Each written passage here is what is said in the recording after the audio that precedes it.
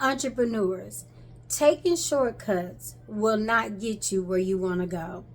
It takes some sacrifice. It takes commitment to really do business and to do it better. You can do things, you can have a shortcut, but eventually your shortcut will run out. And when it's time for you to go to the next level, you'll find that you're not prepared because you took a shortcut. For example, there are so many different ways to pay out here. You have all kind of apps to pay. You got a lot of different things. There are a lot of you who have been thrust into entrepreneurship because you've taken on gig work. In other words, you receive a 1099.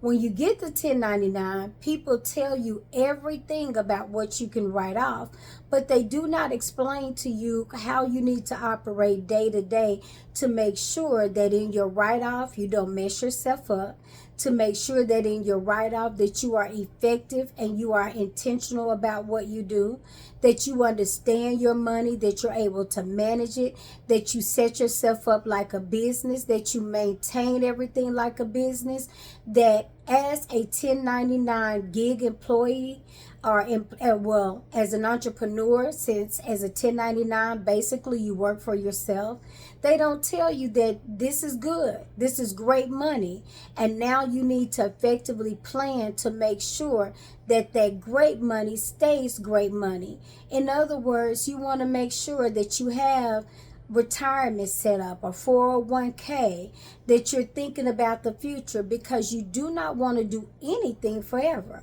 When everybody else is talking about retiring, when you are a gig employee or you have become an entrepreneur by default, you are missing some of the benefits that come with working in corporate America. People do not explain that part, which is why I have videos that talk about money management. Because when you begin to understand money management, you understand that everything that comes through your hands cannot be spent.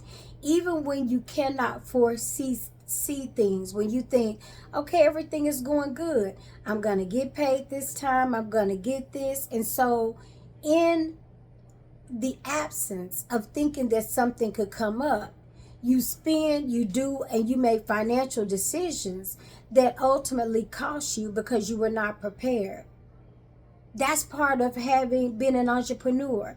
You've got to be able to think and prepare for things that you don't see, because you realize that what you don't see today could very well be your tomorrow, because you realize that everything that comes in does not have to be spent, because you realize that you have to plan, and you've got to plan like your tomorrow depends on today.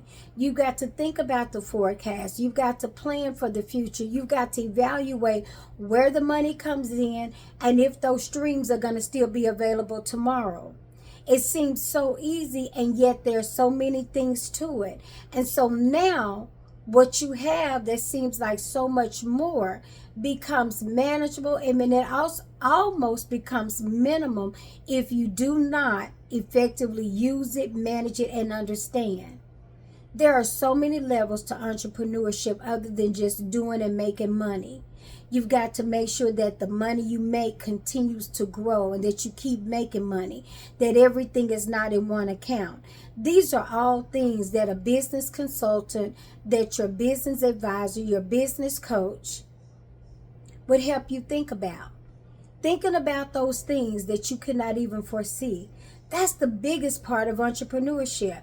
Just like you had a vision to step out, you had the faith to do it. Now you've got to have the discipline and apply the knowledge to make sure what you're doing goes further than one generation, to make sure that it at least lasts through your generation, and that it lasts you even when you're not working. That's what they mean when they say that your money works for you. It's been your girl, the Queen Bee. I want to see you do business better. Bye-bye.